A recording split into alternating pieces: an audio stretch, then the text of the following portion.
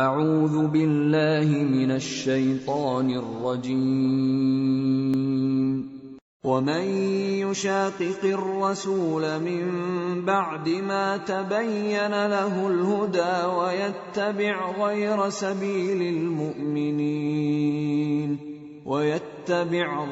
سبيل المؤمنين نوله ما تولى ونصله جهنم وساءت مصيرا۔ اور جو شخص سیدھا رستہ معلوم ہونے کے بعد پیغمبر کی مخالفت کرے اور مومنوں کے رستے کے سوا کسی اور رستے پر چلے تو جدھر وہ چلتا ہے ہم اسے ادھر ہی چلا دیں گے اور قیامت کے دن اسے جہنم میں داخل کریں گے اور وہ بری جگہ ہے۔ والسلام على الانبیاء والمرسلین وعلى آلہ واصحابہ اجمعین ومن تبعهم بإحسان الى يوم الدین، اما بعد۔ قال الامام ابو داود رحمۃ اللہ علیہ: باب في لزوم السنة۔ قال حدثنا عبد الوهاب بن نجدة قال حدثنا ابو عمرو بن كثير بن دينار عن حديث بن عثمان عن عبد الرحمن بن ابي عوف عن المقدام بن معدي كرب عن رسول الله صلى الله عليه وسلم انه قال: الا اني اوتيت الكتاب ومثله معه الا يوشك رجل شبعان على أريكته يقول: عليكم بهذا القرآن فما وجدتم فيه من حلال فأحلوه وما وجدتم فيه من حرام فحرموه ألا لا يحل لكم الحمار الأهلي ولا كل ذي ناب من السبع ولا لقطة معاهد إلا أن يستغني عنها صاحبها ومن نزل بقوم فعليهم أن يقروه فإن لم يقروه فله أن يعقبهم بمثل قراه۔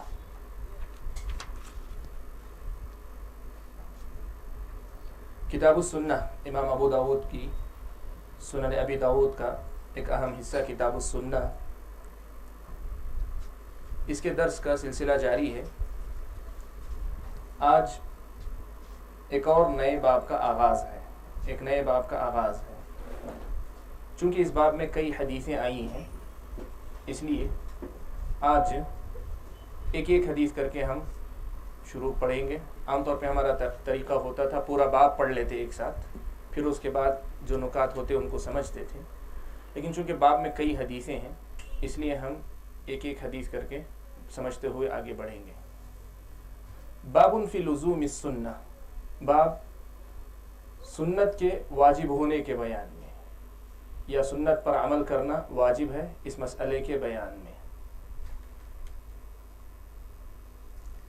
حضرت مقدام ابن معدی کرب رضی اللہ تعالی عنہ روایت فرماتے ہیں کہ رسول اکرم صلی اللہ علیہ وسلم نے فرمایا کہ الا سن لو، انی اوتیت الکتاب ومثلہ معہ، بے شک مجھے کتاب دی گئی ہے یعنی قرآن مجید، ومثلہ معہ، اور اسی جیسی چیز اس کے ساتھ دی گئی ہے۔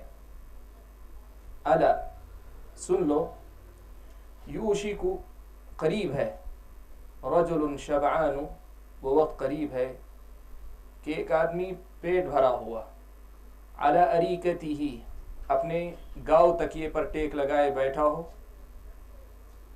یقول اور کہہ رہا ہو، یعنی یہ منظر بہت قریب دکھائی دینے والا ہے کہ علیکم بہذا القرآن، تم لوگ اس قرآن کو مضبوطی سے پکڑے رہو، فما وجدتم فیہ من حلال، پھر اس قرآن میں جس چیز کو تم حلال پاؤ، فاحلوہ تو اس کو حلال جانو، حلال سمجھو، وما وجدتم فیہ من حرام، اور اس قرآن میں جس چیز کو تم حرام پاؤ اس کو تم حرام، فحرموہ تم اس کو حرام سمجھو۔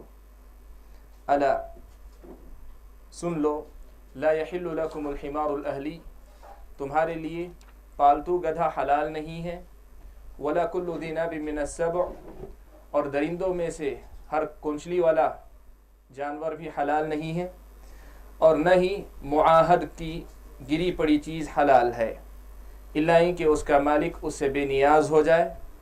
اور جو آدمی کسی قوم کے پاس مہمان بنے یا اترے تو اس قوم پر واجب ہے کہ اس کی میزبانی کریں، مہمان نوازی کریں. فَإِن لَمْ يَقْرُوهُ، پس اگر وہ لوگ اس کی میزبانی نہیں کرتے ہیں، فَلَهُ، تو اس آدمی کو اختیار ہے أَن يُعْقِبَهُمْ بِمِثْلِ قِرَاهُ، کہ اپنی میزبانی کے حق کے برابر ان سے بدلہ لے لے. یہ باب کی پہلی حدیث ہے. اس حدیث میں نبی اکرم صلی اللہ علیہ وسلم نے سب سے پہلے ایک بہت ہی اہم مسئلہ بیان کیا. عربی زبان میں یہ طریقہ ہے کہ جب کسی آدمی کو کسی خصوصی بات کی طرف توجہ دلانا ہو تو کہتے ہیں الا الا، یعنی سن لو، متوجہ ہو جاؤ. ویسے ہی اللہ کے نبی صلی اللہ علیہ وسلم جب صحابہ کے سامنے کوئی بھی بات رکھا کرتے تو صحابہ کا جو ادب تھا، صحابہ کے اندر جو پیارے نبی صلی اللہ علیہ وسلم کی باتوں سے متعلق جو احترام تھا وہ تو معلوم ہے. صحابہ ایسے بیٹھا کرتے جیسے آپ کے سروں پر پرندے بیٹھے ہوں. اتنا ادب، اور پیارے نبی صلی اللہ علیہ وسلم کی بات کو پوری توجہ سے سنتے. یہ ساری چیزیں تھیں. لیکن اس کے ساتھ اللہ کے نبی صلی اللہ علیہ وسلم جب کوئی خاص مسئلہ، اہم مسئلہ بیان کرنا ہوتا تو یہ طریقہ اپناتے، الا، سن لو، یعنی بہت اہم بات تمہارے سامنے رکھی جا رہی ہے، الا. اللہ کے نبی صلی اللہ علیہ وسلم نے اس حدیث میں بھی اسی لفظ سے آغاز کیا. آپ نے فرمایا الا، سن لو، انی اوتیت الکتاب، بے شک مجھے کتاب دی گئی ہے، قرآن دیا گیا ہے. اور یہ تو سب کو معلوم ہے، سب صحابہ جانتے ہیں قرآن اترا ہے، پڑھا جا رہا ہے، سب کچھ. لیکن جو بات اللہ کے نبی صلی اللہ علیہ وسلم بتانا چاہ رہے ہیں وہ قرآن کے تذکرے کے ساتھ جوڑ کر ایک اور بات ہے. وَمِثْلَهُ مَعَهُ، قرآن کے ساتھ اسی جیسی ایک اور چیز بھی دی گئی ہے. وَمِثْلَهُ، اسی جیسی چیز، مَعَهُ، اس کے ساتھ دی گئی ہے. یہ کیا چیز ہے؟ یہ کیا چیز ہے؟ یہ پیارے نبی صلی اللہ علیہ وسلم کی سنت ہے، یا نبی اکرم صلی اللہ علیہ وسلم کی احادیث ہیں. نبی اکرم صلی اللہ علیہ وسلم کی احادیث ہیں.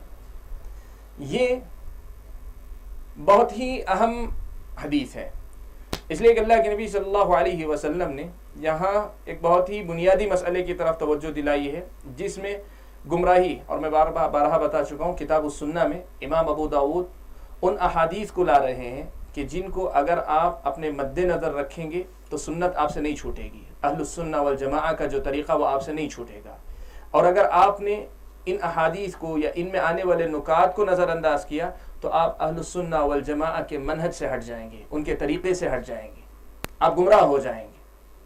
تو یہاں ایک بہت ہی اہم مسئلہ اسی سلسلے کا بتایا جا رہا ہے، وہ یہ کہ دین قرآن اور سنت سے مل کر مکمل ہوتا ہے. قرآن اور سنت سے مل کر مکمل ہوتا ہے. صرف قرآن پر اکتفا کرنے، بس کر لینے والی جو بات کی جاتی ہے اس کا شریعت اسلامیہ سے کوئی تعلق نہیں، دین سے اس کا کوئی تعلق نہیں. جو صرف قرآن پر بس کرنے والی بات کہی جاتی ہے شریعت اسلامیہ سے اس کا کوئی تعلق نہیں. اس لیے کہ اللہ کے نبی صلی اللہ علیہ وسلم نے یہاں لفظ استعمال کیا وَمِثْلَهُ مَعَهُ، اسی جیسی چیز اس کے ساتھ دی گئی ہے. امام بیہقی رحمۃ اللہ علیہ نے وَمِثْلَهُ مَعَهُ کہ اسی جیسی چیز اس کے ساتھ دی گئی ہے، اس کی وضاحت کرتے ہوئے کہا کہ یہاں دو تفسیریں ہو سکتی ہیں. ایک تفسیر یہ ہو سکتی ہے وَمِثْلَهُ مَعَهُ کا مطلب یہ کہ جس طرح قرآن اللہ تبارک و تعالیٰ کی طرف سے وحی بن کر اللہ کے نبی صلی اللہ علیہ وسلم پر اترا ہے، اللہ کے نبی صلی اللہ علیہ وسلم کی احادیث بھی اللہ تبارک و تعالیٰ کی وحی ہے. اور یہ بات قرآن میں اللہ تعالیٰ نے کہی وَمَا يَنطِقُ عَنِ الْهَوَىٰ إِنْ هُوَ إِلَّا وَحْيٌ يُوحَىٰ. اللہ کے نبی صلی اللہ علیہ وسلم اپنی خواہش، اپنی مرضی سے نہیں بولتے ہیں، یہ تو وحی ہے جو آپ کی طرف بھیجی جاتی ہے. تو امام بیہقی نے کہا وَمِثْلَهُ مَعَهُ، یہ اسی جیسی کس چیز میں جیسی ہے، مماثلت، مشابہت کس چیز میں ہے؟ تو کہا اس مسئلے میں کہ جس طرح قرآن وحی ہے اسی طریقے سے پیارے نبی صلی اللہ علیہ وسلم کی جو احادیث ہیں وہ بھی وحی ہیں. یہ معنی. یا کہا دوسرا مطلب یہ ہو سکتا ہے، یہ مثلیت یا مشابہت، یہ کہ جس طرح قرآن کے احکام اللہ تعالیٰ کے ہیں، قرآن کے احکام اللہ تعالیٰ کے ہیں اور اللہ تعالیٰ کے قرآن کے جو احکامات ہیں اس پہ عمل کرنا ضروری ہے، بالکل اسی طریقے سے نبی کے بھی احکامات اللہ تبارک و تعالیٰ نے نبی کے زبانی جو احکام دیے ان احکام پر بھی قرآن کی طرح عمل کرنا ضروری ہے. نبی کی جو باتیں ان پر بھی قرآن کی طرح عمل کرنا ضروری ہے. یہ امام بیہقی رحمۃ اللہ علیہ نے بیان کیا. اس سے ایک بنیادی مسئلہ واضح ہوتا ہے. وہ مسئلہ یہ ہے کہ قرآن سنت کے ساتھ مل کر مکمل ہوتا ہے. کس معنی میں مکمل ہوتا ہے؟ کہ قرآن کے اندر بہت سی باتیں مجمل بیان کی گئی ہیں، احادیث کے اندر اس کی تفصیل ہے. قرآن میں بعض باتوں کو مطلق رکھا گیا ہے، یعنی کوئی قید نہیں لگائی گئی، احادیث میں اس کی قید کا اضافہ کیا گیا ہے. قرآن میں بہت ساری باتیں ایسی بھی ہیں جو اللہ تبارک و تعالیٰ نے ذکر نہیں کی، لیکن اللہ کے نبی صلی اللہ علیہ وسلم نے مستقلاً اس کا ذکر کیا ہے. مستقل آپ صلی اللہ علیہ وسلم نے اس کا ذکر کیا. اسی لیے سلف صالحین میں سے کئی سے ایک اثر منقول ہے، امام اوزاعی، امام مکحول اور اسی طریقے سے یحییٰ ابن ابی کثیر وغیرہ، کئی ایک سے یہ اثر منقول ہے کہ وہ کہا کرتے تھے کہ القرآن احوج الی السنہ من السنۃ الی الکتاب، کہ قرآن حدیث کا زیادہ محتاج ہے بنسبت حدیث کے کہ وہ قرآن کی محتاج ہو. یعنی قرآن کو حدیث کی زیادہ ضرورت ہے بنسبت اس بات کے مقابلے میں کہ قرآن کی ضرورت حدیث کو کتنی. یہ دونوں ایک دوسرے کے ساتھ مل کر دین کی تکمیل تشریح کرتے ہیں. لیکن امام مکحول، امام اوزاعی، امام یحییٰ ابن ابی کثیر وغیرہ یہ کہا کرتے تھے بار بار، ایک دو بار نہیں، بار بار کہا کرتے تھے کہ دیکھو کہ قرآن کو حدیث کی بہت ضرورت ہے، اور یہ ضرورت اس سے کہیں زیادہ ہے جتنی زیادہ احادیث کے سمجھنے اس کی وضاحت کے لیے قرآن کی ضرورت پیش آ سکتی ہو. یہ جو ہے ان کا اثر تھا. اور آگے یہ بھی کہا کرتے تھے کہ السنۃ قاضیۃ علی الکتاب ولیس الکتاب قاضیا علی السنہ، کہ حدیث جو ہے یا سنت جو ہے یہ قرآن کے معاملات میں فیصلہ کرنے والی ہے، لیکن قرآن احادیث کے معاملے میں فیصل نہیں ہے. اس کا مطلب کیا ہے؟ اگر ایسا ہے کہ قرآن میں کوئی مجمل بات آئی ہے، حدیث میں کوئی تفصیل آئی ہے، تو آپ تفصیل کو لے کر قرآن کی مجمل بات کو واضح کر سکتے ہیں. آپ کہہ سکتے ہیں کہ قرآن میں بات مجمل بیان کی گئی ہے، حدیث میں یہ جو تفصیل آئی ہے یہ قرآن کی تفصیل ہے، لہذا قرآن کی اس آیت کو اس حدیث کے مطابق سمجھنا چاہیے، اس تفصیل کے مطابق سمجھنا چاہیے.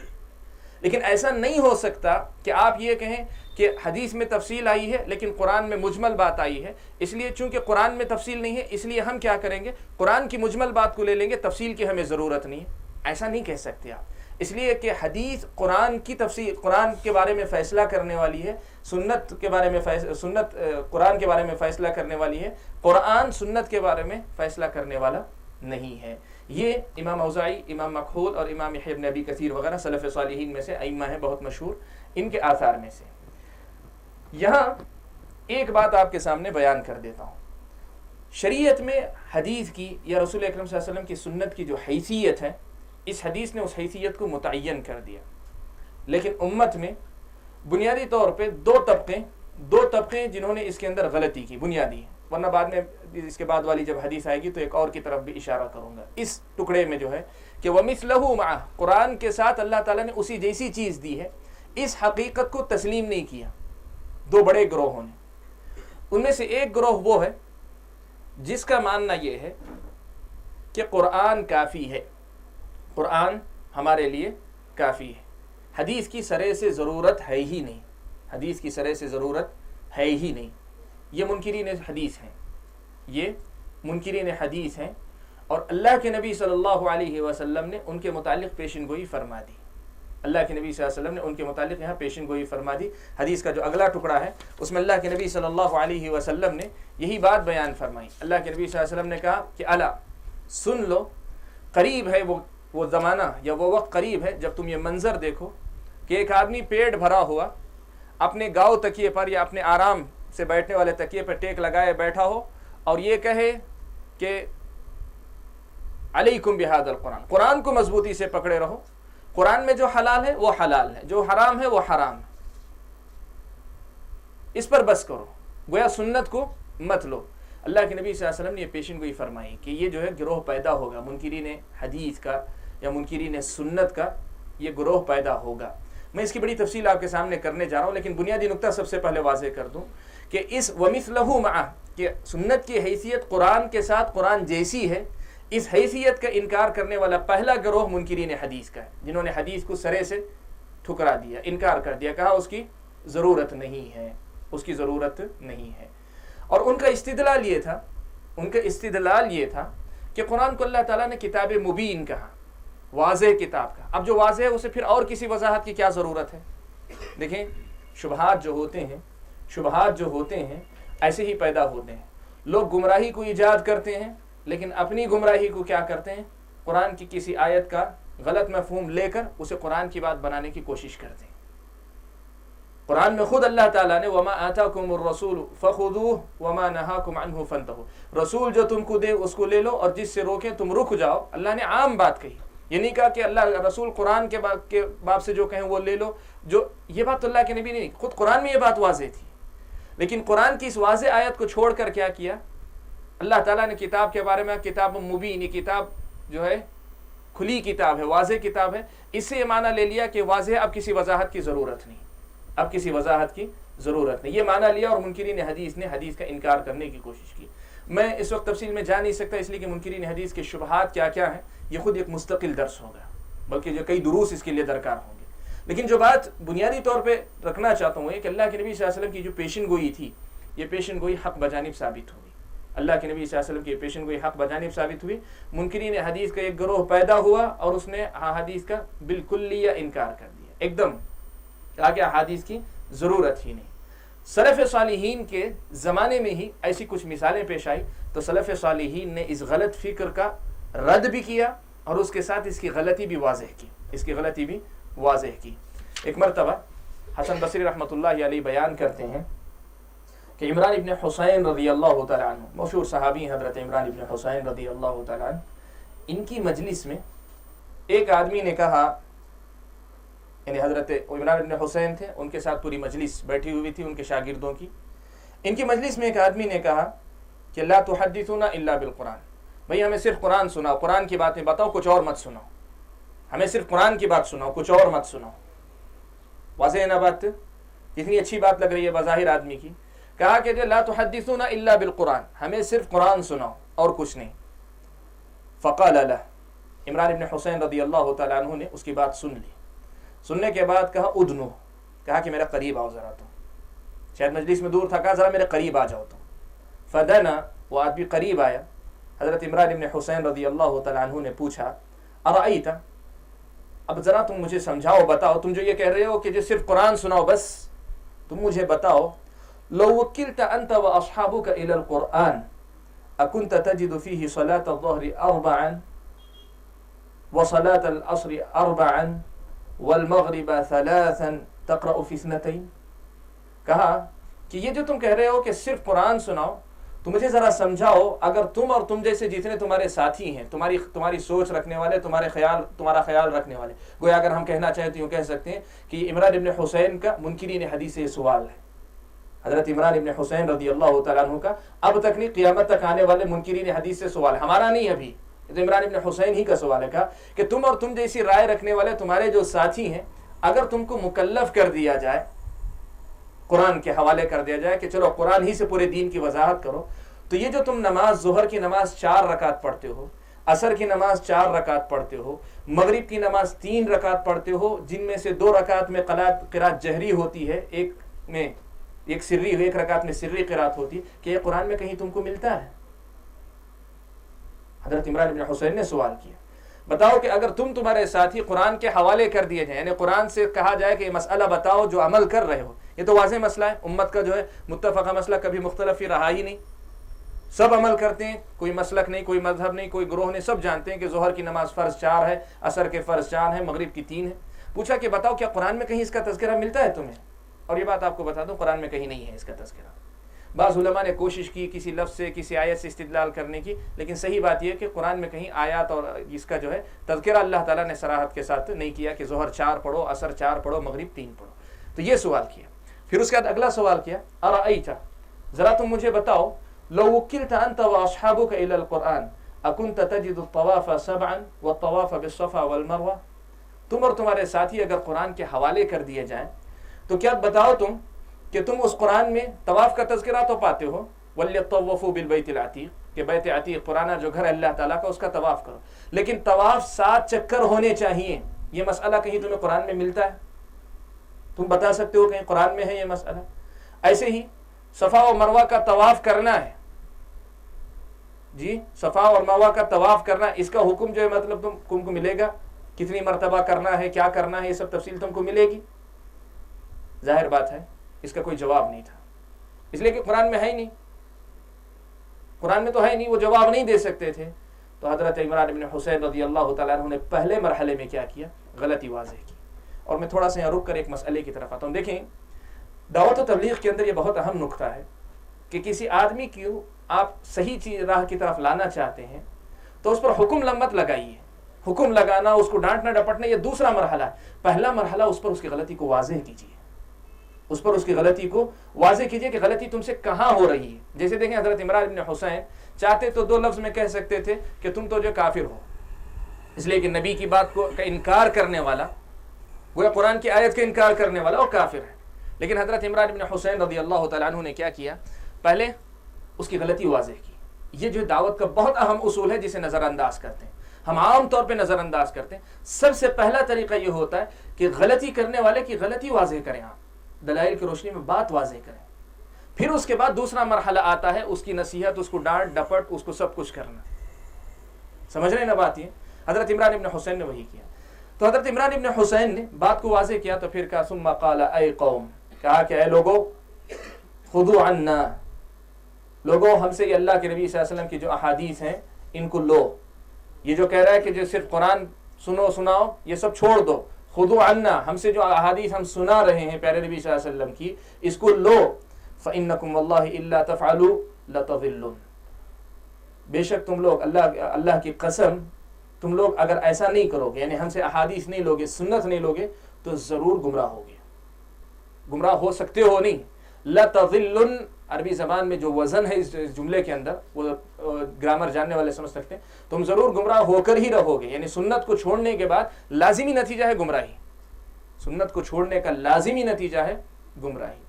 تو اس اثر سے منکرین حدیث جو شبہ پیدا کرتے ہیں اس کا مسئلہ جو ہے حل ہوا، بنیادی مسئلہ کہ قرآن کو اللہ تبارک و تعالیٰ نے قرآن کے ساتھ وَمِثْلَهُ مَعَهُ جو کہا ہے، کیوں کہا؟ یا صحابہ میں سے یا سلف میں سے بعض نے جو کہا کہ قرآن سنت کا محتاج ہے، وہ کیوں ہے؟ یہ مسئلہ اس حضرت عمران بن حسین رضی اللہ تعالیٰ عنہ کے اثر سے واضح ہوا۔ ایسا ہی ایک اور مسئلہ حضرت ایوب سختیانی رحمۃ اللہ علیہ اپنے استاد مطرف ابن عبداللہ ابن شخیر سے نقل کرتے ہیں کہ ایک مرتبہ ایک آدمی نے ان سے کہا، مطرف ابن عبداللہ ابن شخیر سے کہا کہ لا تحدثونا الا بالقرآن الا بما فی القرآن، ہمیں صرف وہ باتیں بتاؤ جو صرف قرآن میں ہے، قرآن کی باتیں بتاؤ، دوسری کسی بات کی ہمیں ضرورت نہیں، گویا سنت کی کسی اور چیز کی ضرورت نہیں ہے۔ تو حضرت مطرف ابن عبداللہ ابن شقیر رحمۃ اللہ علیہ نے بہت ہی پیارے اسلوب میں جو ہے اس کی غلطی کو واضح کیا اور سنت کی اہمیت کو واضح کیا۔ کہا کہ انا واللہ لا نرضى بالقرآن بدلا ولكننا نريد من هو اعلم بالقرآن منا، کہا کہ دیکھو اس بات کو سمجھو، جب ہم سنت کی حدیث کی بات کر رہے ہیں تو ایسا نہیں کہ قرآن کو چھوڑ کر حدیث کو لینے کی بات کر رہے ہیں، قرآن کے بدلے میں کسی اور چیز کو لینے کی بات نہیں کر رہے ہیں، لیکن ہم جب بات کرتے ہیں حدیث کو لینے کی تو اس حیثیت سے بات کرتے ہیں کہ ہم اس آدمی سے لینا چاہتے ہیں جو آدمی قرآن کو ہم سے زیادہ بہتر سمجھتا تھا، اس سے لینا چاہتے ہیں جو قرآن کو ہم سے زیادہ سمجھتا تھا۔ حدیث کو کیوں لینا چاہتے ہیں؟ اس لیے نہیں کہ قرآن کو چھوڑ کر قرآن کے مقابلے میں حدیث بہت زیادہ اہم ہے، سنت بہت زیادہ اہم ہے، یہ بات نہیں ہے اس کے اندر۔ بات اس میں یہ ہے کہ قرآن حدیث اس آدمی کی بات ہے جو قرآن کو ہم سب سے زیادہ سمجھتا تھا، اللہ کا نبی، پیارے نبی صلی اللہ علیہ وسلم قرآن کو سب سے زیادہ سمجھتے تھے۔ ہم سنت کو لینے کی بات کرتے ہیں، حدیث کو لینے کی بات کرتے ہیں، تو قرآن کو چھوڑنے والی بات نہیں ہے اس کے اندر، بلکہ قرآن کو لینا اور قرآن کو جو ہے اس آدمی کے ذریعے لینا جو آدمی قرآن کو سب سے زیادہ سمجھتا تھا، پیارے نبی صلی اللہ علیہ وسلم کی شخصیت۔ یہ حضرت مطرف ابن عبداللہ ابن شقیر رحمۃ اللہ علیہ نے کہا، اور کتنی واضح بات ہے، کتنی بات واضح دیکھیں آپ کہ سلف صالحین کی نظر میں سنت کا مقام جو تھا وہ بہت ہی واضح مقام تھا، اور وہ کہتے تھے کہ جو آدمی سنت کو نہیں لے گا وہ گمراہ ہوگا، حدیث کو چھوڑنا گمراہی کے علاوہ اور کچھ نہیں، گمراہی کے علاوہ اور کچھ نہیں۔ تو اللہ کے نبی صلی اللہ علیہ وسلم کی یہ جو پیشن گوئی ہے، یہ جو پیشن گوئی ہے کہ اللہ کے نبی صلی اللہ علیہ وسلم نے کہا وَمِثْلَهُ، اللہ کے نبی صلی اللہ علیہ وسلم نے کہا کہ مِثْلَهُ مَعُ، جو مقام اللہ کے نبی نے دیا کہ قرآن کے ساتھ سنت بھی ہے، قرآن کے ساتھ قرآن کے جیسی چیز سنت بھی ہے، تو یہ جو سنت ہے اس کا درجہ جو ہے سب سے پہلے تو منکرین حدیث نے اس کا انکار کیا ایک. اس کے بعد دوسرا طبقہ یہ ہے خوارج اور رافضی شیعہ اور خوارج کے پاس یہ اصول ہے. اور بعد کے زمانے میں منکرین حدیث کا ایک طبقہ ایسا بھی ہے، منکرین حدیث کا ایک طبقہ ایسا بھی ہے، یہ لوگ کہتے ہیں کہ نہیں، ہم حدیث کا مطلق انکار نہیں کرتے، بالکل انکار یعنی حدیث کی ضرورت ہی نہیں، یہ نہیں بولتے ہم یہ کہتے ہیں کہ جو احادیث قرآن کی آیت کی تفسیر اور تشریح کرتی ہیں، جیسے نماز کا حکم قرآن میں آیا، نماز کی تفصیل سے متعلق جو حدیثیں ہیں وہ ہم لے لیں گے. لیکن اگر ایسی کوئی حدیث آئی، ایسی کوئی بات آئی جو بات قرآن میں جس کا تذکرہ ہے ہی نہیں، جس کا تذکرہ ہے ہی نہیں، تب ہم اس کو نہیں لیں گے. یعنی وہ حکم شریعت کا وہ مسئلہ جو صرف احادیث سے ثابت ہوتا ہم اس کو نہیں لیں گے. یہ خوارج کی رائے تھی، یہ رافضہ شیعہ کی رائے تھی، اور منکرین حدیث میں سے ایک طبقہ آج بھی جو ہے اس رائے کا قائل ہے. اور خاص طور پہ یہ وہ طبقہ ہے جن کے ساتھ جب انکار حدیث پر بات چیت ہوئی، اس قسم کے عمران ابن حسین نے جیسے سوال کیا، ایسے سوال آتا ہے، تو انہوں نے سیکنڈ اسٹیپ لیا، کہا کہ ٹھیک ہے، قرآن میں جن مسائل کا تذکرہ ہے ان کی تفسیر سے متعلق اگر کوئی حدیث آئی تو لے لیں گے، بقیہ حدیثیں ہم نہیں لیں گے. یہ جو رائے ہے اس کی جو ہے مطلب غلطی کہاں ہے، اس کو میں واضح کرتا ہوں. دیکھیں، سب سے پہلی بات تو یہ کہ اس قاعدے کو تسلیم کر لیں کہ ٹھیک ہے، آپ کا قاعدہ اگر ہم مان لیں کہ قرآن میں جس کا تذکرہ ہے اس کو لینا ہے، جس کا تذکرہ ہے اس کو نہیں لینا ہے، اگر اس قاعدے کو مان لیں، یہ مان لیں، تو قرآن یہ کہتا ہے وَمَا آتَاكُمُ الرَّسُولُ فَخُذُوهُ وَمَا نَهَاكُمْ عَنْهُ فَانْتَهُوا، رسول جو دے وہ سب لے لو، اور رسول جس چیز سے روکے اس سے رک جاؤ. اس طرح نبی کی ساری احادیث لینے کا حکم قرآن کے اندر موجود ہے. یہ جو تفصیل تم نے کی کہ قرآن کے متعلق جو مسئلہ ہے، قرآن میں جس کا تذکرہ وہ لیں گے، جس کا تذکرہ نہیں وہ نہیں لیں گے، خود قرآن کی آیت اس کی نفی کرتی ہے.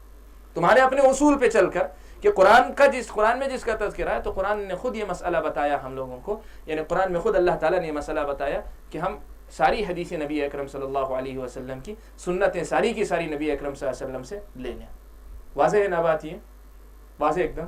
ایک تو یہ بات ہوئی ان کی غلطی. دوسری بات، اللہ کے نبی صلی اللہ علیہ وسلم نے جو روکا وہ مطلق قسم کے انکار حدیث سے بھی تھا، اور اس کے ساتھ اللہ کے نبی صلی اللہ علیہ وسلم نے یہ جو شکل آئی کہ قرآن کے علاوہ جو حدیث آئیں گی اس کو نہیں لیں گے، یعنی خود حدیث سے کوئی مسئلہ ثابت ہوتا ہے جس کا قرآن میں ذکر نہیں وہ نہیں لیں گے، تو اللہ کے نبی صلی اللہ علیہ وسلم نے اس سے بھی روکا کہ ایسے غلطی مت کرو. اس لیے کہ حدیث میں اللہ کے نبی صلی اللہ علیہ وسلم نے وہی بات کہی. مثال دی کہ ایک آدمی جو ہے بیٹھا رہے گا ٹیک لگا کر آرام سے، اور کہے گا کہ جو ہے جو قرآن میں ہے اس پہ عمل کر لو، تو اللہ کے نبی صلی اللہ علیہ وسلم نے کہا کہ ایسا مت کرو. پھر اس کے بعد اللہ کے نبی صلی اللہ علیہ وسلم نے خود کچھ مسائل بیان کی، یہ بتانے کے لیے کہ دیکھو حدیث قرآن میں ان کا تذکرہ نہیں ہے، لیکن میں اس سے روک رہا ہوں. اللہ کے نبی صلی اللہ علیہ وسلم نے کہا کہ دیکھو پالتو گدھا کھانا حرام ہے، حلال نہیں ہے پالتو گدھا.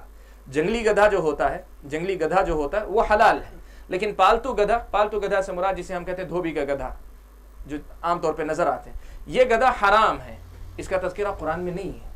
اللہ کے نبی صلی اللہ علیہ وسلم نے اس تذکرے کے بعد کہ قرآن کے ساتھ قرآن جیسی چیز مجھے دی گئی ہے، یہ مسئلہ اسی لیے بتایا کہ جو ہے ایسا کوئی آدمی پیدا نہ ہو جو یہ کہے کہ ٹھیک ہے قرآن کے علاوہ جو حدیثیں آئیں گی، قرآن سے غیر متعلق جو حدیثیں آئیں گی ہم اس کو چھوڑ دیں گے. اللہ کے نبی نے اس سے روکنے کے لیے کہا کہ دیکھو جو ایسا جانور جو پالتو گدھا ہو وہ حلال نہیں، اور درندوں میں سے جنگلی جانوروں میں سے جس کی کچلی ہو، نوکیلا دانت جس کو کہتے ہیں کچلی، جس کی کچلی ہو، ایسے دانت والا جانور بھی جو ہے حلال نہیں، جیسے شیر ہے، چیتا ہے، یہ سارے یہ جو ہے کچلی والا جانور بھی حلال نہیں ہے.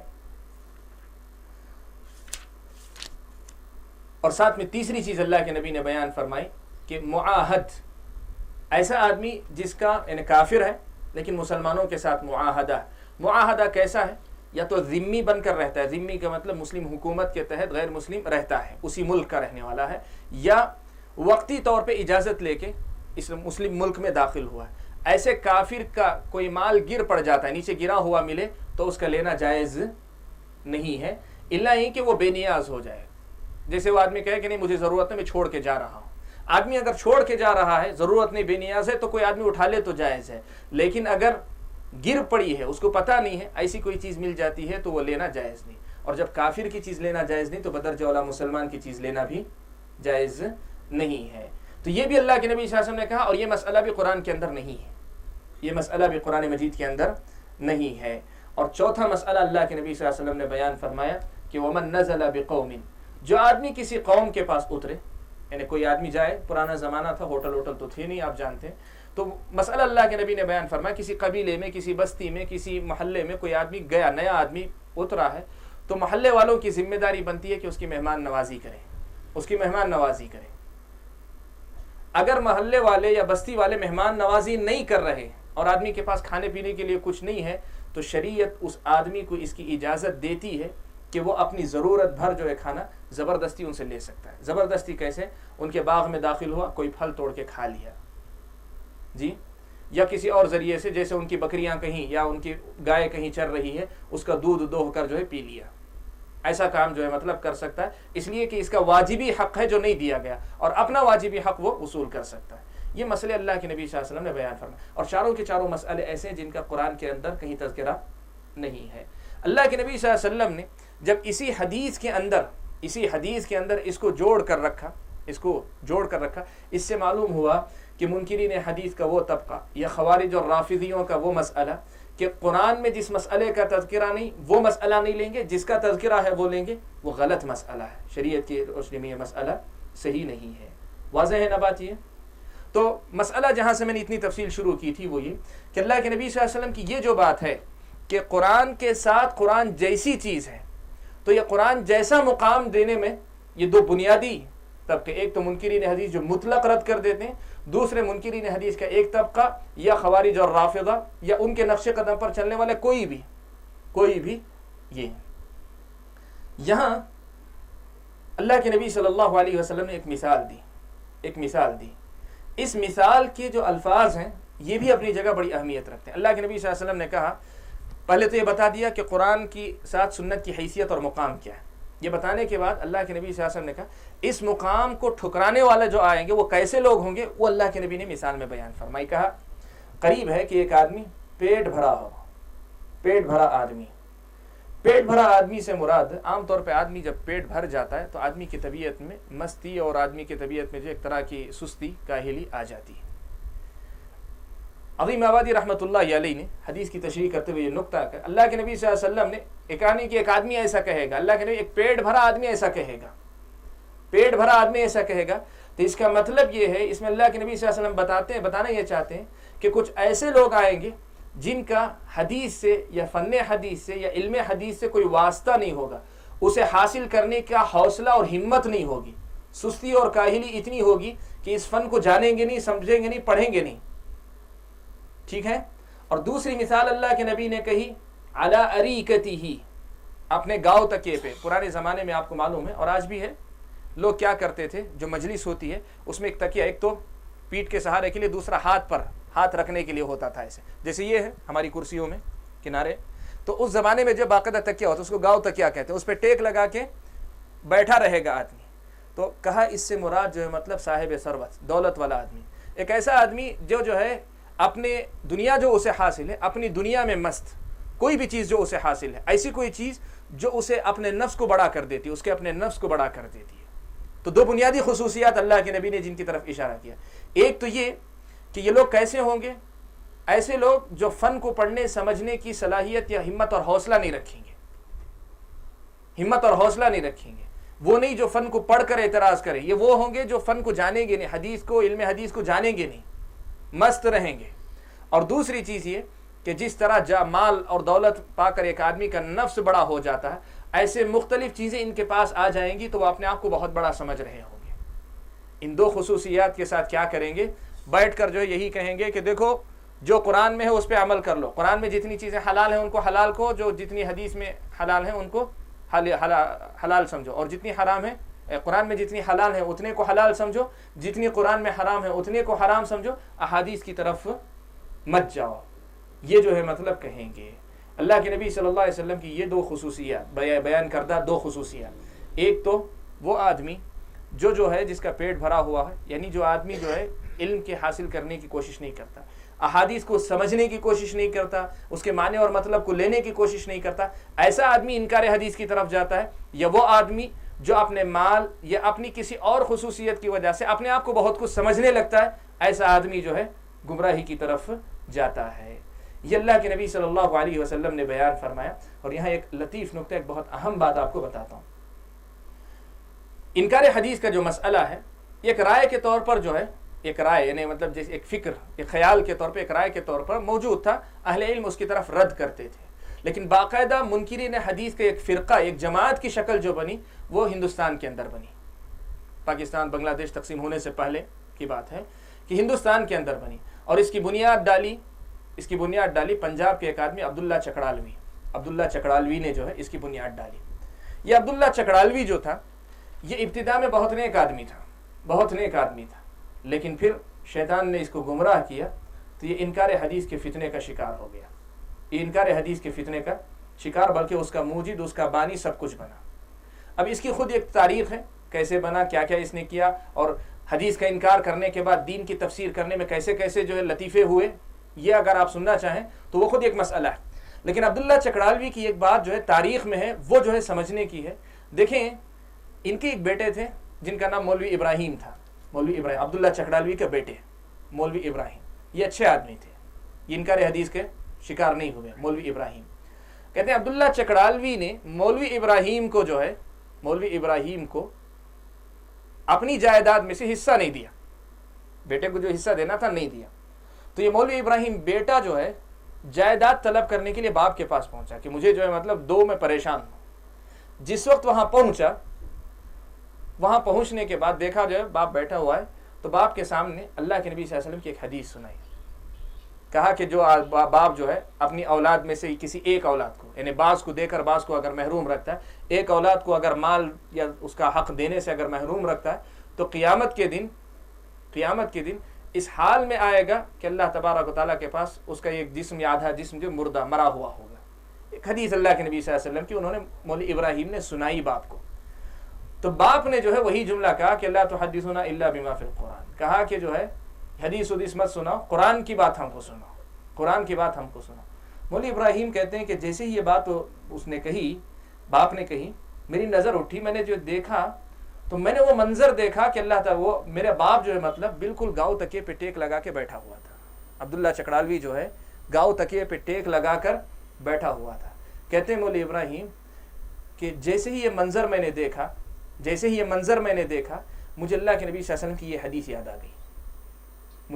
یاد آ گئی کہ قریب ہے وہ زمانہ کہ ایک آدمی پیٹ بھرا ہوا اپنے گاؤں تکیے پہ ٹیک لگائے بیٹھا ہوگا، اور یہ کہے گا کہ جو قرآن میں جو چیز ہے اس کو پکڑو، جو حلال ہے اسے حلال سمجھو، جو حرام ہے اسے حرام سمجھو۔ تو کہتے ہیں کہ میری زبان سے بے ساختہ نکلنے لگا، آپ تو وہی ہیں، یعنی آپ وہی ہیں جس کی پیشن گوئی اللہ کے نبی صلی اللہ علیہ وسلم کر کے گئے، یعنی بالکل آپ پہ یہ بات فٹ ہو رہی ہے۔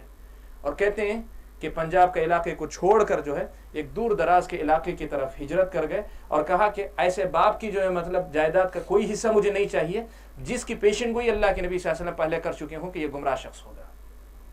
دیکھیں اللہ کے نبی صلی اللہ علیہ وسلم کا عجیب اتفاق، اللہ کے نبی کی پیشن گوئی اس کا ایک مصداق۔ اب یہ ضروری نہیں کہ اللہ کے نبی صلی اللہ علیہ وسلم نے جو بات کہی واقعی یہی تھے، یہ کہنے کے لیے جو ہے نہیں، لیکن یہ ضرور ہے کہ یہ جو منظر، یہ پورا ایک اتفاق جسے کہ واقعہ پیش ہے، یہ اس کا مصداق بنتا ہے کہ بالکل لگتا ہے کہ جیسے اسی کے بارے میں اللہ کے نبی صلی اللہ علیہ وسلم نے کہا۔ لیکن جہاں تک بات ہے فکر کے اعتبار سے، یقیناً عبداللہ چکڑالوی منکرین حدیث کا بانی تھا، اور منکرین حدیث کی حیثیت سے ہی وہ جو پوری زندگی گزار کر گیا ہے منکر حدیث کی حیثیت سے۔ تو یہ جو ہے رسول اکرم صلی اللہ علیہ وسلم کی پیشن گوئی ہے۔ ان تمام باتوں سے جو بات واضح ہوئی وہ یہ کہ دین اور شریعت جو مکمل ہوتی ہے قرآن کے ساتھ سنت کو لے کر، قرآن کے ساتھ حدیث کو لے کر مکمل ہوتی ہے۔ قرآن میں اگر مجمل بات ہے، حدیث میں تفصیل ہے، تو قرآن کو حدیث کی تفصیل کی روشنی میں سمجھنا چاہیے۔ لیکن اس وقت منکرین حدیث اور جو ہے یہ جو دو طبقے ذکر کیے، ان سے ہٹ کر بھی ایک اور طبقہ ہے جو اس حدیث کی جو ہے مطلب صریح خلاف ورزی کرتے ہیں۔ یہ مفکرین کا طبقہ ہے۔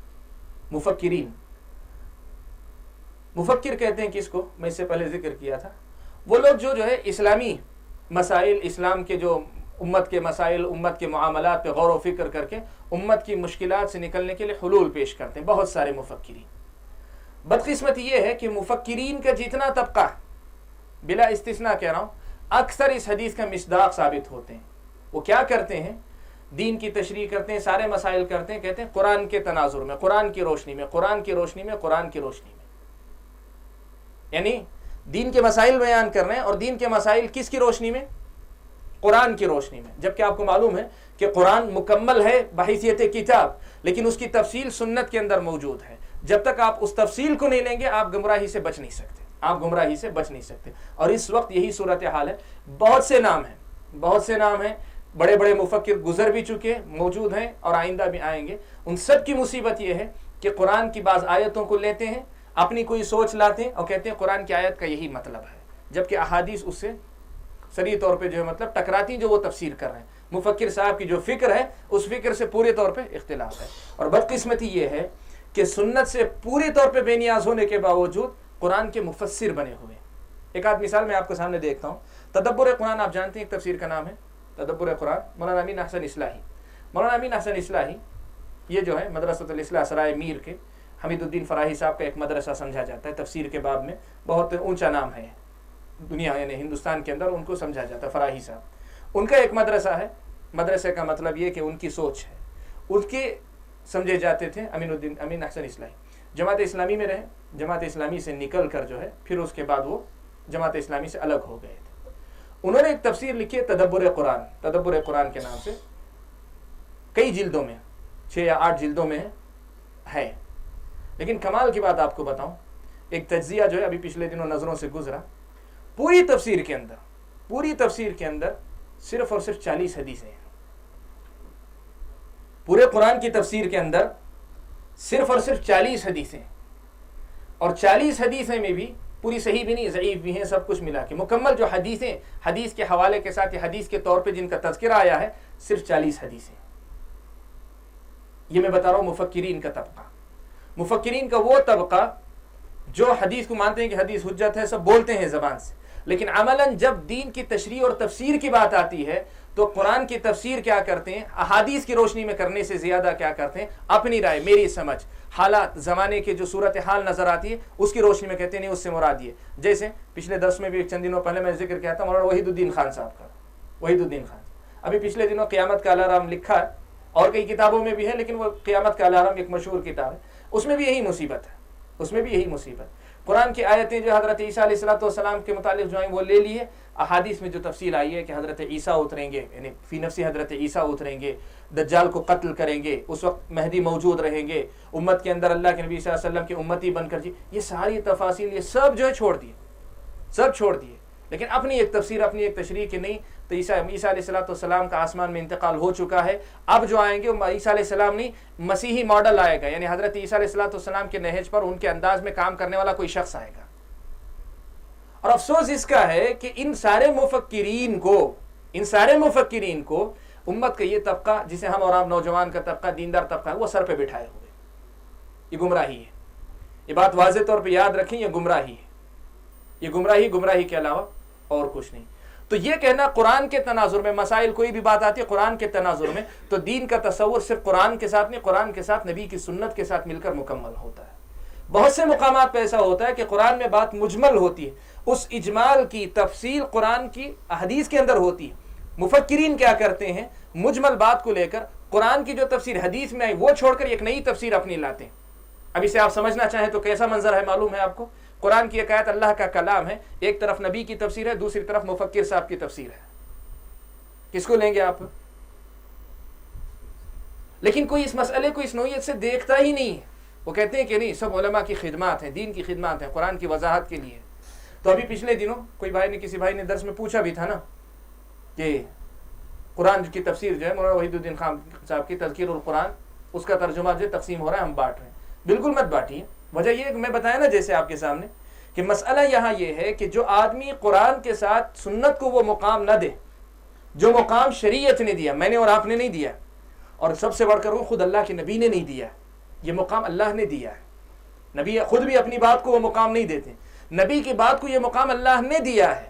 اور جو آدمی نبی کی بات کو، نبی کی حدیث کو، نبی کی سنت کو وہ مقام نہ دے، اس آدمی کا کوئی اعتبار شریعت میں نہیں ہو سکتا. وہ کتنا ہی زاہد نظر آئے، کتنا ہی دیندار نظر آئے، کتنا ہی بزرگ نظر آئے، کتنا ہی جو ہے درد مند، جیسا بھی آپ کو نظر آئے، لیکن یاد رکھیں کتاب کے ساتھ سنت مثلہ معہ برابر کا درجہ رکھتی ہے، حجت بننے کے باب میں، دین میں اس کی شرعی حیثیت کے باب میں قرآن اور سنت دونوں جو ہے ایک دوسرے کے ساتھی ہیں، ایک دوسرے کے ساتھی ہیں۔ مثال دے کر لوگ کہا کرتے ہیں کہ یہ ٹرین کی جو ہے پٹری ہے، دونوں آپس میں ملتی نہیں ہیں، لیکن دونوں جب تک برابر فاصلے کے ساتھ چلتے رہیں گے تب تک جو ہے یہ ٹرین صحیح سلامتی کے ساتھ چلتی رہے گی۔ تو قرآن کے ساتھ وہ مثلہ معہ، اس کے ساتھ اسی جیسی ایک اور چیز بھی نبی اکرم صلی اللہ علیہ وسلم کو دی گئی ہے، اس کو بھی لینا چاہیے۔ بات واضح ہے نا انشاءاللہ؟ تو اللہ کے نبی صلی اللہ علیہ وسلم نے اس حدیث کے اندر جو بات بیان فرمائی وہ یہی بات تھی۔ اللہ کے نبی صلی اللہ علیہ وسلم نے حدیث کا مقام متعین کیا اور امت کو اس کا حکم دیا کہ تمہاری ہدایت اسی میں ہے کہ تم اس کو لازم پکڑے رہو۔ باب کی دوسری حدیث ہے، مسئلہ تو مکمل حدیث مکمل ہوگی، ایک دوسری حدیث اسی معنی کی وہ بھی پڑھ دیتا ہوں۔ قال الامام ابو داود حدثنا احمد بن محمد بن حنبل وعبد الله بن محمد النفيلي قال حدثنا سفيان عن ابي النضر عن عبيد الله بن ابي رافع عن ابيه عن النبي صلى الله عليه وسلم قال لا ألفين أحدكم متكئا على أريكته يأتيه الأمر من أمري مما أمرت به أو نهيت عنه فيقول لا ندري ما وجدنا في كتاب الله اتبعناه۔ ابو رافع کہتے ہیں، ابو رافع نبی اکرم صلی اللہ علیہ وسلم کے غلام تھے، کہتے ہیں ابو رافع کہ نبی اکرم صلی اللہ علیہ وسلم نے فرمایا کہ میں تم میں سے کسی کو ہرگز نہ پاؤں، یعنی ایسا نہیں ہونا چاہیے کہ میں تم میں سے ایک آدمی کو پاؤں متکئن علی اریکتہ، کہ وہ اپنے گاؤ تکیے پر ٹیک لگائے آرام سے بیٹھا ہوا ہے، یأتیہ الامر من امری، میری باتوں میں سے کوئی بات اس کے پاس پہنچتی ہے، میری باتوں میں سے کوئی بات اس تک پہنچتی ہے، مما امرت بہ او نہیت عنہ، چاہے ان باتوں میں سے جن کے کرنے کا میں نے حکم دیا ہے یا ان باتوں میں سے جن سے بچنے کا میں نے حکم دیا ہے، ایسی کوئی بات اس کے پاس پہنچتی ہے تو وہ کہہ رہا ہے کہ لا ندری، ہمیں اس کا پتہ نہیں، ما وجدنا فی کتاب اللہ اتبعناہ، جو اللہ کی کتاب میں پائیں گے ہم اس کی پیروی کر لیں گے۔ ایسا مت کرو، ایسا نہیں ہونا چاہیے۔ اللہ کے نبی نے کہا کہ ہرگز میں تم میں سے کسی کو نہ پاؤں، گویا آپ سب سے خطاب ہے۔ یاد رکھیں زندگی میں کبھی وہ مقام نہیں آنا چاہیے، وہ موقع نہیں آنا چاہیے ہماری اور آپ کی زندگی میں کہ ہمارے سامنے نبی اکرم صلی اللہ علیہ وسلم کی بات آئے تو ہم کہیں کہ نہیں، ہمیں اس سے کچھ لینا دینا نہیں، قرآن میں جو لکھا ہم اس پہ عمل کر لیں گے، قرآن میں جو لکھا ہے ہم اس پر عمل کر لیں گے۔ اور یہاں عظیم آبادی رحمۃ اللہ علیہ نے ایک بہت اہم نقطہ مستنبط کیا اور اس نقطے کے ساتھ ہم درس پہ رکنا چاہیں گے۔ وہ نقطہ مستنبط یہ کیا کہ دیکھو، ایک آدمی قرآن پر بس کرتے ہوئے نبی کی بات کو کہہ دیتا ہے کہ ہمیں ضرورت نہیں ہے، تو اللہ کے نبی صلی اللہ علیہ وسلم اس کو اگر ڈانٹ رہے ہیں تو ایک وہ آدمی جو ائمہ اور علماء کی بات پر بس کرتے ہوئے حدیث کہتا ہے کہ نہیں، ہمیں حدیث سے کوئی کام نہیں ہے، تو اس کا کیا مقام ہوگا؟ عظیم آبادی رحمۃ اللہ علیہ نے یہ نقطہ مستنبط کیا، کہا کہ اللہ کے نبی صلی اللہ علیہ وسلم یہ کہہ رہے ہیں کہ ہرگز ایسا منظر نہیں ہونا چاہیے، میں نہیں دیکھنا چاہتا یہ منظر کہ تم میں سے کسی کے پاس میری بات آئے اور تم یہ کہو کہ نہیں، قرآن میں جو ہے ہم اس پہ بس کریں، ہمیں صرف قرآن سے لینا دینا ہے، حدیث سے ہمیں کچھ لینا دینا نہیں۔ ایسا منظر جب قرآن کے سلسلے میں اللہ کے نبی صلی اللہ علیہ وسلم نے، قرآن اللہ کا کلام ہے، قرآن کے بارے میں جب اللہ کے نبی صلی اللہ علیہ وسلم نے کہا کہ قابل قبول نہیں ہے، تو پھر امتیوں کے بارے میں ائمہ کے مقابلے کی بات، کہ امتی کی بات کے مقابلے میں جب حدیث رسول آتی ہے تو ایک آدمی کہتا ہے کہ نہیں، حدیث اپنی جگہ پہ، ہمارے مسلک نہیں، ہمارا مذہب نہیں، یہ اگر کوئی آدمی کہتا ہے تو وہ کیسا خطرناک مقام۔ قرآن کو جو مقام اللہ تعالیٰ نے، اللہ کے نبی نے قرآن کے مقابلے میں جب برداشت نہیں کیا تو ایک امتی کی بات کے مقابلے میں، گرچہ وہ امتی جو ہے دین کی بات بتانے کی ہی کوشش کیا ہوگا، یہاں مسئلہ ائمہ کی بات جو ہے، ائمہ کی بات کہ وہ دین کے بجائے دنیا داری کی بات کرتے ہیں، ایسی بات نہیں، یہ بحث ہی نہیں کہ ان کی بات کیا ہے، یہاں بات یہ ہو رہی ہے کہ قرآن جو اللہ کی وحی ہے اس کے مقابلے میں کوئی آدمی کہتا ہے کہ حدیث نہیں چاہیے، تو اللہ کے نبی اس کو برداشت نہیں کر رہے ہیں، تو یہ ایک آدمی ائمہ کی بات کو رکھ کر کہتا ہے کہ ہمیں نہیں چاہیے، تو اس کا کیا مقام ہوگا؟ تو اللہ کے نبی صلی اللہ علیہ وسلم جو ہے اس بات سے منع کر رہے ہیں۔ تو سنت کا یہ مقام ہے کہ سنت ہمیشہ جو ہے مطلب خیر ہی خیر لاتی ہے، اس کا اتباع لازم ہے، اور اگر ہم نے یہ نہیں کیا تو حضرت عمران ابن حسین نے جو کہا خذوا عنا فإنکم واللہ الا تفعلوا لتضلون، کہ تم ان حدیثوں کو، ان سنتوں کو ہم سے لو، اللہ کی قسم اگر تم نے ایسا نہیں کیا، سنتوں کو نہیں لیا، لتضلون، تم ضرور گمراہ ہو جاؤ گے، تم ضرور گمراہ ہو جاؤ گے۔ یہ نبی اکرم صلی اللہ علیہ وسلم کی جو ہے ایک حدیث تھی، دو روایتیں لیکن ایک ہی معنی کے اعتبار سے ایک ہی حدیث تھی۔ آج کے درس میں چونکہ وقت کافی ہو چکا ہے، ہم لوگ یہاں رکتے ہیں۔ آج جو درس ہم نے پڑھا سنت کے اتباع کے سلسلے میں ایک باب، وہ ایک باب کون سا ہے؟ وہ ہے حدیث کو نہیں لینا، بالکل حدیث سے بے نیازی اختیار کرنا۔ اب دوسرا باب، دوسری جو حدیث آ رہی ہے وہ مسئلے کے دوسرے پہلو کو واضح کرتی ہے، اس کے بعد والی حدیث، کہ ایک آدمی جو ہے مطلب حدیث کو لیتا ہے لیکن حدیث سے آگے بڑھ کر اور بہت کچھ لیتا ہے، ہر حدیث سے آگے بڑھ کر اور بہت کچھ لیتا ہے۔ یہاں تو بات تھی وہ آدمی جو صرف جو ہے جو قرآن حدیث لیتا نہیں ہے، ایک طرف اس کا مسئلہ واضح ہوا اور کیا غلطی ہے، کتنی خطرناک غلطی ہے، اس کو واضح کیا۔ اب دوسری جو حدیث ہے امام ابو داؤد نے جو لائی ہے وہ اس مسئلے کی ہے کہ ایک وہ آدمی جو حدیث لیتا ہے لیکن حدیث لینے کے مسئلے میں کہاں غلطی کر حد سے آگے نکلتا ہے، کہاں حد سے آگے نکلتا ہے، وہ مسئلہ جو ہے اگلے درس کے اندر آئے گا۔ تو میں امید کرتا ہوں انشاءاللہ کہ جو باتیں ہم پڑھتے ہیں، جو باتیں ہم سنتے ہیں، انشاءاللہ ہماری سمجھ میں آتی بھی ہوں گی، اور جتنی آتی ہیں ہم دعا یہ کرتے ہیں کہ اللہ تعالی ہم سب کو صدق دل سے ان پر ایمان لانے اور اس پر عمل پیرا ہونے کی توفیق نصیب فرمائے، آمین۔ وآخر دعوانا ان الحمدللہ رب العالمین۔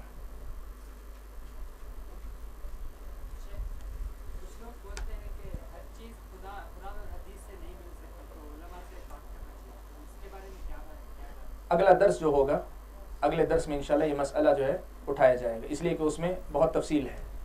اگلے درس میں وہ مسئلہ میں جو ہے خود بیان کرنے والا ہوں۔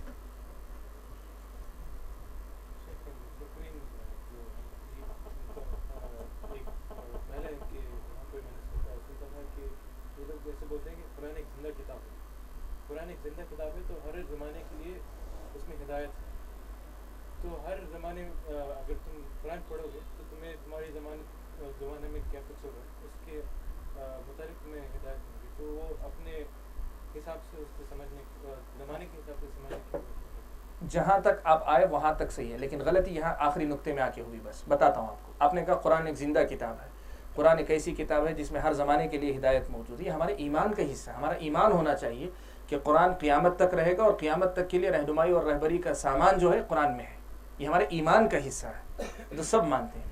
لیکن مسئلہ یہ نہیں ہے کہ اس زمانے کے حالات میں قرآن کی ہدایت کیا ہے، اس سے نہیں روکا جا رہا ہے، اس سے روکا جا رہا ہے کہ زمانے کے بدلتے حالات کو قرآن کی کسی بھی آیت کے ساتھ جوڑ کر آیت کی ایک ایسی تفسیر کرے جو خود احادیث میں بیان کردہ تفسیر سے اختلاف کرے۔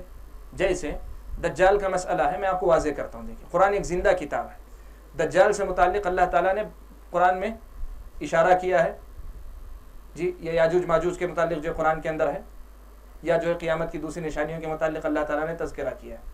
اب آپ جو ہے قیامت کے کچھ آثار دیکھ رہے ہیں، جیسے زلزلے بہت بڑھ رہے ہیں، فلاں بڑھ رہے ہیں، یہ بڑھ رہے ہیں، تو آپ کو ہونا یہ چاہیے کہ قرآن کی جس آیت کی تفسیر حدیث میں جیسی آئی ہے پہلے اس کو نقل کریں آپ، قرآن اور حدیث کی روشنی میں مسئلہ سمجھ لیں، سمجھنے کے بعد پھر اس کے بعد دیکھیں کہ یہ حالات ہمارے زمانے میں کہاں نظر آتے ہیں۔ جیسے ابھی میں بتاتا ہوں، وَمَا آتَاكُمُ الرَّسُولُ فَخُذُوهُ وَمَا نَهَاكُمْ عَنْهُ فَانْتَهُوا، یہ حدیث آیت پڑھی، آیت کی تفسیر ہم نے حدیث سے کی، اور حدیث کا مصداق ہم نے جب دیکھا تو نظر آیا عبداللہ چکڑالوی، ہم نے اپنی طرف سے لے جا کے کچھ تھوپا نہیں ان کے سر پہ۔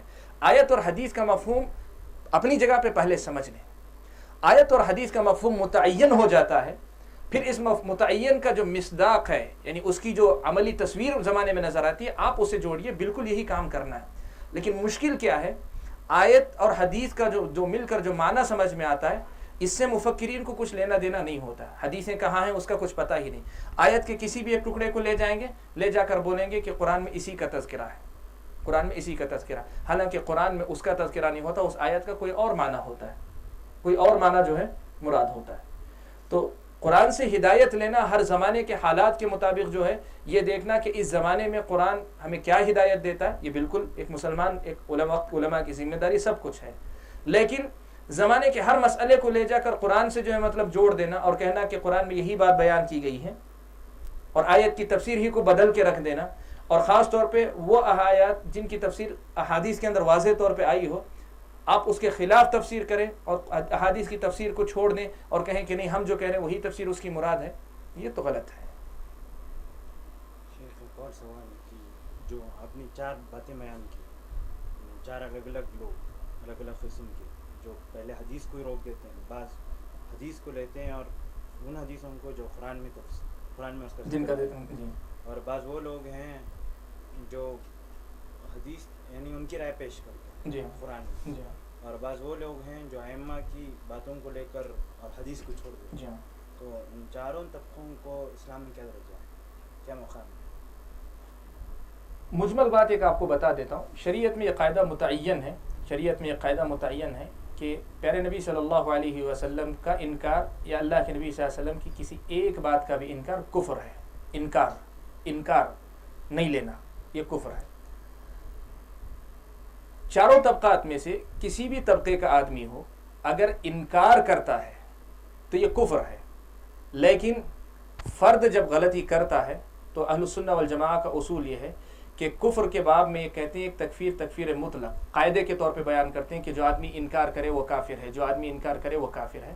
لیکن فرد پر حکم لگانے کی بات, جیسے میں ہوں, فلاں ہیں, فلاں, ان پر حکم لگانے کے لیے اس میں تفصیل ہے. تفصیل یہ ہے کہ یہاں دیکھا جائے گا کہ یہ آدمی جو ہے اس کے پاس کوئی شبہ ہے, اس کے پاس کوئی تعویل ہے. اگر تعویل اور شبہ ہے تو تعویل اور شبہ کا ازالہ کیا جائے گا, اور جب تک تعویل اور شبہ کا ازالہ نہیں ہوتا تب تک جو ہے کفر کا حکم جو ہے فرد پر نہیں لگے گا, فرد پر نہیں لگے گا. اور اگر تعویل اور شبہ کا ازالہ ہو چکا, مسئلہ بالکل واضح کر دے گا, پھر بھی وہ اسی پر اصرار کر رہا ہے تو فرد پر بھی وہی حکم لگے گا. تو مجمل قاعدہ یاد رکھیں کہ نبی کا انکار یا نبی کی کسی ایک بات کا بھی انکار یہ کفر ہے شریعت کی نظر میں, شریعت کی نظر میں کفر ہے. البتہ کفر کے کافر, کسی آدمی کو کافر کہنے کا جو مسئلہ ہے اس میں اہل السنہ والجماعہ کے اصول ہیں. ایک کہتے ہیں تکفیر مطلق, یعنی کفریہ کام کرنے والے کے بارے میں ایک عام قاعدہ بتاتے ہیں, جو آدمی فلاں کام کرے وہ کافر, جو نبی کا انکار کرے وہ کافر, جو نبی کی احادیث کا انکار کرے وہ کافر. مجمل قاعدہ. لیکن فرد پر حکم لگانے کہ فلاں صاحب نے حدیث کا انکار کیا تو اس پر حکم لگانے کے لیے تفصیل شریعت میں یہ دی گئی کہ آپ جو ہے اگر اس کے پاس شبہ ہے کوئی کیوں انکار کر رہا ہے, وہ سمجھتا ہے کہ نہیں اللہ کے نبی کی حدیث ہے ہی نہیں, تو اس کو سمجھایا جائے گا کہ نہیں اللہ کے نبی صلی اللہ علیہ وسلم کی حدیث ہے یہ. یا اس کے پاس شبہ ہے, جیسے آپ نے مسئلہ اٹھایا تو اس میں خاص طور پہ مسئلہ جو ہے ان کے اندر پیدا ہوتا ہے ائمہ کے مسئلے میں, کہتا ہے کہ نہیں امام صاحب بھی جو ہے مطلب اس حدیث سے واقف رہے ہوں گے لیکن پھر بھی انہوں نے نہیں لیا ہے تو شاید ان کے پاس کوئی حدیث ہوگی, تو اس کو جو ہے واضح کیا جائے گا مسئلہ کہ تم اس بنیاد پر امام صاحب کے مسئلے کی پیروی کرنے کے مکلف نہیں ہو, بلکہ جو بات نبی کی آ چکی ہے اس کی پیروی کرنے کے تم مکلف. اس کے سامنے مسئلہ واضح کیا جائے گا. تو دلائل کی روشنی میں جب مسئلہ پوری طریقے سے واضح ہو جائے اور آدمی مسئلہ سمجھے, کہے کہ آپ کی بات سمجھ میں تو آ رہی ہے لیکن پھر بھی میں قبول نہیں کرتا, پھر بھی میں قبول نہیں کرتا, بات آپ کی صحیح ہے, سمجھ میں آ رہی ہے, مجھے تسلیم کر رہا ہے, پھر کہتا ہے میں قبول نہیں کرتا, تب اس پر کفر کا حکم لگ جائے گا. یہ تفصیل ہے اس مسئلے کے اندر. جی واللہ اعلم. حدیث کو انکار نہیں کر سکتے مگر یہ جو ضعیف حدیث ہوتی ہے جی اس کا کیسا, اس کو انکار کر سکتے ہیں یا اس کو چھوڑ سکتے ہیں؟ جب ہم حدیث کی بات کرتے ہیں, دیکھیے قرآن کی جب بات کرتے ہیں تو قرآن تو اللہ کا فضل و کرم ہے, ایک ایک لفظ جو ہے مطلب اللہ تعالیٰ کی طرف سے حفاظت کی ضمانت ہے, تو اس میں کوئی مسئلہ نہیں ثبوت اور ثابت ہونے نہیں ہونے کا. لیکن احادیث کے باب میں خود اللہ کے نبی صلی اللہ علیہ وسلم کی پیشن گوئی ہے اور صحابہ کا بھی خود یہ جو ہے طرز عمل ہے کہ اس میں ضعیف اور صحیح جو ہے آئیں گی, یعنی ایسی حدیثیں آئیں گی جو قابل قبول ہوں گی اور ایسی بھی آئیں گی جو قابل قبول نہیں. کیوں نہیں ہے؟ اس کے کئی اسباب ہو سکتے ہیں. تو اہل علم نے کیا کیا ہے, علماء نے اس میدان میں مستقل خدمت کی ہے کہ صحیح اور ضعیف کی پہچان, صحیح اور ضعیف کی پہچان واضح طور پہ. تو ان اصولوں کی روشنی میں جو حدیث ثابت ہوتی ہے یا مقبول صحیح یا حسن ہوتی ہے وہی حدیث اصل میں حدیث ہے. حدیث کا معنی یعنی اللہ کے نبی صلی اللہ علیہ وسلم کی بات ہے. تو جو آدمی اللہ کے نبی صلی اللہ علیہ وسلم کی ثابت شدہ بات معلوم ہے کہ اللہ کے نبی نے کہا ہے, مقبول حدیث حسن یا صحیح کے درجے کی, اس کا اگر انکار کرتا ہے تب یہ مسئلہ ہوگا. اور ایک آدمی یہ کہتا ہے کہ یہ حدیث سند کے اعتبار سے ضعیف ہے, حقیقتاً ضعیف ہے, اس لیے کہتا ہے کہ نہیں یہ قابل قبول نہیں ہے, تو یہ حدیث کا انکار نہیں, اس لیے کہ یہ پہلے ثابت ہی نہیں ہوئی کہ یہ حدیث ہے. ضعیف کا مطلب یہ ہوا کہ یہ بات ثابت نہیں ہوئی کہ یہ بات اللہ کے نبی نے کہی ہے, اور مسئلہ شروع اس وقت ہوتا ہے جب یہ بات طے ہو جائے کہ یہ بات اللہ کے نبی نے کہی ہے. واضح ہے نا؟ واللہ اعلم. جی انکار تو نہیں کرتے ہیں جس کی, لیکن ٹال مٹول کرتے ہیں, تو ایسے لوگ ویسے نہیں کریں. جس درجے میں دیکھیے ایک آدمی ہے جو مطلب ایک ہے انکار, اور ایک آدمی سرے طور پہ انکار نہیں کرتا لیکن عمل کرنے کے سلسلے میں جو ہے رد و قضا ہے, تو یہ دروازے پر ہے, اس لیے کہ قبول کرنا جو ہے یہ واجب ہے. انما كان قول المؤمنین اذا دعوا الى الله ورسوله ان يقولوا سمعنا واطعنا. یعنی مومن کی یہ پہچان بتائی گئی ہے کہ اللہ اور اس کے رسول کی طرف جب اس کو بلایا جاتا ہے تو یہ دو ہی باتیں کہتے ہیں، سمعنا سن لیا یعنی نبی کی بات ہے معلوم ہو گئی، دوسرا اسٹیپ ہے عمل کرنا اطعنا. تو یہ تردد، توقف، ٹال مٹول یہ مومن کا شیوا نہیں ہے. اس مسئلے کو اچھی طریقے سے واضح کریں. ہاں ٹال مٹول اس کے پاس اس وجہ سے کہ اس کے ذہن میں شبہات ہوتے ہیں عام طور پہ، تو شبہات کا ازالہ کریں. آپ نے پوچھا کیسے ہینڈل کریں گے، تو اصل مسئلہ ٹال مٹول کا جو آتا ہے اس کے ذہن میں شبہات ہوتے ہیں، خیالات ہوتے ہیں، فلاں ہیں، تو اس کا ازالہ کریں، اس کا جو ہے ازالہ کریں. واضح ہے نا بات؟ جی انشاءاللہ. لوگ جب دلیل پوچھتے ہیں تو یہ کہتے ہیں کہ قرآن میں کہاں ہے کہ دلیل پوچھنے کے بارے میں قرآن میں کہاں ہے. اللہ تعالیٰ نے جو ہے یہودیوں سے جہاں بھی مناظرہ ہوا، اہل کتاب سے جاؤ کہ قل ہاتوا برہانکم ان کنتم صادقین. دین کے مسائل میں یا نصارہ نے اللہ کے نبی صلی اللہ علیہ وسلم جو حقائق لے کر آئے تھے، جو باتیں اللہ کے نبی صلی اللہ علیہ وسلم پیش کرتے تھے، تو نصارہ ان سے اختلاف کرتے تھے، اہل کتاب اختلاف کرتے تھے. تو اللہ کے نبی صلی اللہ علیہ وسلم کو مخاطب کر کے اللہ تعالیٰ نے کہا کہ اللہ کے نبی آپ ان سے کہیے ہاتوا برہانکم، تم اپنی دلیل لے کر آؤ، ان کنتم صادقین، اگر تم اپنے دعوے میں سچے ہو. تو اللہ تعالیٰ کا سکھایا ہوا طریقہ ہے جو اللہ کے نبی کو سکھایا گیا کبھی بھی مسائل جب کھڑے ہوتے ہیں. اور قرآن کی وہ آیت تو واضح ہے، فردوہ الی اللہ والرسول فإن تنازعتم فی شیء، اگر کسی مسئلے میں اختلاف کر بیٹھو، فردوہ الی اللہ والرسول، اللہ اور اس کے رسول کی طرف لوٹاؤ. کیا مطلب ہے لوٹانے کا؟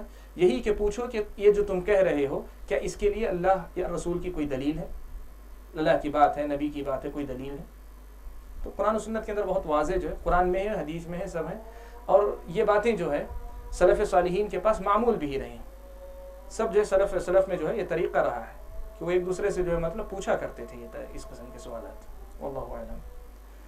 شیخ آخری سوال کہ اگر یعنی 4 قسم کے لوگوں میں سے کسی کا انتقال ہو، جی ہاں، لگتا ہے شاید وہ دوستی ہو، جی ہاں، تو اس کے پتہ ہے کہ اس نے انکار کر چکا ہے، جی ہاں، سمجھانے کے باوجود بھی اس نے انکار کیا، جی ہاں. تو ایسے شخص کی جنازے کی نماز میں شرکت ہو سکتی ہے؟ یہ مسئلہ جو ہے اس نقطے پر رکا رہے گا کہ اس کا حکم کیا تھا مرنے سے پہلے تک یا مرتے وقت، اس کا حکم کیا تھا. اگر وہ اسلام کے دائرے میں، یعنی میں جیسے بتایا کہ کام تو کفریہ ہے لیکن وہ آدمی جو ہے شبہات وغیرہ کے دائرے میں ہے، شبہات وغیرہ کے مرحلے میں، ابھی شبہات کا ازالہ نہیں ہوا، تو ابھی وہ اسلام کے دائرے میں ہے، ابھی اس پر کفر کا حکم لگا نہیں. اس حالت میں اگر ہو جاتا ہے انتقال تو ظاہر بات ہے مسلمان ہے اور مسلمان کی طرح اس کا معاملہ ہوگا. لیکن اگر اس پر حجت قائم ہو گئی، سارے ہو گئے، اور وقت کے جو علماء، اور یہ مسئلہ بھی بیان کر دوں، تکفیر کا مسئلہ ہر ایرے غیرے کا نہیں ہے. ہر آدمی میں بولوں کہ تو کافر ہے، آپ بولیں کہ تو کافر ہے، فلاں بولے، یہ ہر کسی کا کام بھی نہیں ہے. یہ جو ہے طریقہ ہے، متقدمین کے پاس یہ طریقہ تھا. اسلامی حکومت ہوتی تھی، حاکم کے پاس جاتا، قاضی کے پاس مسئلہ جاتا، قاضی جو ہے اس سے گفتگو کرتا یا اہل علم سے بات ہوتی. جب وہ اپنے غلط عقیدے پر اصرار کرتا تب اس پر حکم صادر ہو جاتا کہ یہ آدمی مرتد ہے. تو ایسا اگر فیصلہ باقاعدہ ہو جائے، جیسے غلام احمد قادیانی پر فتویٰ لگا علماء کا، یا ایسے ہی جو دوسرے بھی جن پر فتویٰ لگے واضح طور پہ معتبر علماء جو ہوتے ہیں ان کا کہ یہ آدمی کافر ہو چکا ہے، تو ایسے آدمی کی نماز جنازہ نہیں ہوگی، اس کے ساتھ کافروں والا معاملہ ہی ہوگا. اور صرف نماز جنازہ نہیں ہے، سارے مسائل اس پر منطبق ہوں گے. اس کی بیوی ہے جو اگر وہ اس کے ہم خیال نہیں ہے تو وہ اس پر حرام ہو جائے گی. وراثت میں ایک دوسرے کے وارث ہونے نہیں ہونے کے سلسلے میں جو مسائل ہیں، اور مسلمانوں کے قبرستان میں تدفین کا مسئلہ، اس کے ذبح کیے ہوئے جانور کے کھانے نہ کھانے کا. تبارك الذي نزل الفرقان على عبده ليكون للعالمين نذيرا.